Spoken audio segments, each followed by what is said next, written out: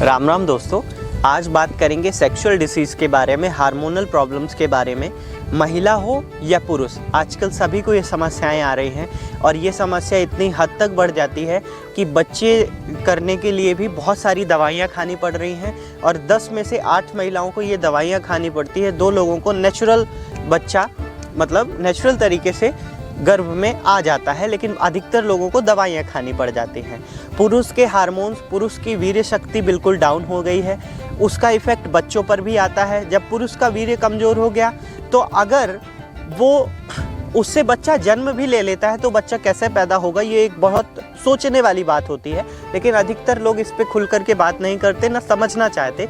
ये वीडियो इसीलिए बनाई जा रही है ताकि आप इसको समझें और महिला और पुरुष दोनों के लिए वीर्य की क्वालिटी बेस्ट होना, उसकी गुणवत्ता बहुत उच्चतम होना बहुत ज़रूरी है। अगर एक अच्छा हेल्दी बच्चा, एक अच्छा आध्यात्मिक बच्चा, एक शारीरिक शक्ति वाला बच्चा अगर आप चाहते हो तो आपको वीर्य की गुणवत्ता पर ध्यान देना ही पड़ेगा। जो हम खा रहे हैं उससे रस बनता है, फिर रस से रक्त बनता है, फिर मांस, फिर मेद, फिर मज्जा, फिर अस्थि, फिर शुक्र मतलब वीर्य, ठीक है।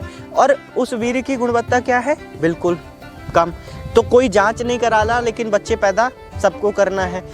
पुरुष की क्या है, महिला की क्या है, दोनों की क्वालिटी अगर पता चल जाए उसके बाद जो बच्चा पैदा होता है तो आप देखते हैं कि कितने सारे अनुसंधान करता है, कितनी सारी चीज़ों में जाता है। अब वो जो हम रस खा रहे थे, जो हमने खाया उससे रस बना, फिर आगे का प्रोसेस हुआ। आप सोचो, जब खाने में ही मिलावटें आ गई हैं, खाने में ही हम पिज़्ज़ा बर्गर खा रहे हैं तो वीर्य की गुणवत्ता क्या होगी? तो इस बात पर विशेष थोड़ा सा ध्यान दीजिएगा। अब दोनों के प्रोसेस सेम है, कोई अभ्यास नहीं कर रहे, कोई एक्सरसाइज नहीं कर रहे और हार्मोनल प्रॉब्लम्स हो ही रही हैं। महिलाओं को पीसीओडी हो रही है, पीसीओएस हो रहा है। बचपन से ही 14 साल की बच्ची है, उसको पीसीओएस की समस्या है, पीसीओडी की समस्या है, हार्मोनल्स प्रॉब्लम्स है, बहुत ज़्यादा मोटी होती जाती है। मेल में फीमेल के गुण आते जा रहे हैं, फीमेल्स की प्रॉब्लम हार्मोन्स आ रहे हैं, आपका फीमेल में पुरुष के हार्मोन्स आ रहे हैं। आप ये इन सब चीज़ों को अपने घर के आसपास या अपने स्वयं से रिलेट करके देख सकते हैं कि ये कैसी चीज़ें हैं। तो इसके लिए मैं आज आपको कुछ अभ्यास बता देता हूँ। आप इसको करेंगे तो वीर्य की गुणवत्ता भी सही होगी। सेक्सुअल डिसीज़ की जितनी भी प्रॉब्लम्स होती हैं, वो चाहे टाइमिंग से रिलेटेड हो या आपके बच्चे पैदा करने से रिलेटेड हो, वो सारी चीज़ें पुरुष और महिला दोनों कर सकते हैं। इस अभ्यास को, वो सारी चीज़ें इससे कवर होंगी। तो सबसे पहला अभ्यास है कि आपको इस तरीके से पैरों को फैला करके बैठ जाना है और पहले ऐसे दोनों घुटनों को मिलाइए, एड़ियाँ नीचे रहेंगी और ऐसे चलाइए, ऐसे अच्छे से चलाइए और फिर थोड़ी देर के लिए रेस्ट, कम से कम 2 मिनट 3 मिनट चलाएं इसको। फिर इसके बाद हम करेंगे हाफ बटरफ्लाई पोज। अधिकतर लोग क्या करते हैं, एक ही आसन पता है, तितली आसन।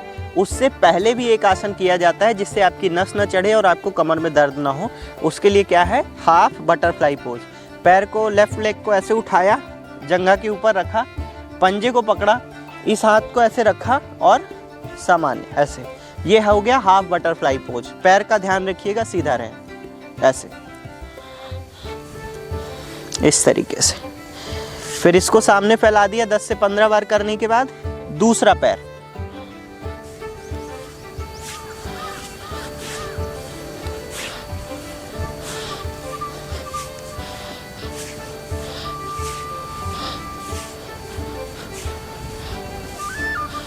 और फिर इसको इस तरीके से सामने फैला दिया, ठीक है।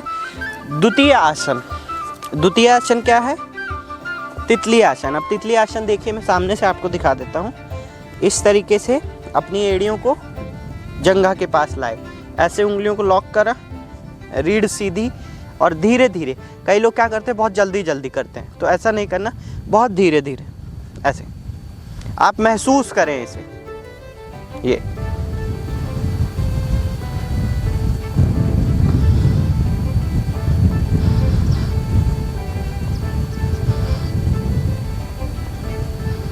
और फिर थोड़ा तेज करते रहें। अब यहाँ पर 5 से 7 मिनट करने के बाद आप रुक जाएं, ऐसे इसे महसूस करें। और इसी के बाद तीसरा आसन इसी से जुड़ा हुआ है, ऐसे ही इसको लॉक करना है, श्वास भरना है और श्वास छोड़ते हुए थोड़ा सा आगे की तरफ आना है, ज़्यादा नहीं, थोड़ा। आपको जंघा के पास खिंचाव महसूस होगा, उस खिंचाव को थोड़ा देर फील होने देना है ऐसे। फिर धीरे धीरे वापस, फिर सांस भरी, छोड़ा और धीरे धीरे वापस। और इसको करने के बाद इस तरीके से ऐसे लॉक कर लिया थोड़ा देर। इससे क्या होगा कि नस नहीं चढ़ेगी आपकी तितली आसन करने के बाद, और फिर सामान्य आप बैठ गए। अब आप पाएंगे कि जितनी भी सेक्सुअल डिसीज़ की प्रॉब्लम्स थी, जिनके लिए तरह तरह के हकीमों के चक्कर काट रहे थे, आप 1 महीने कर लीजिए।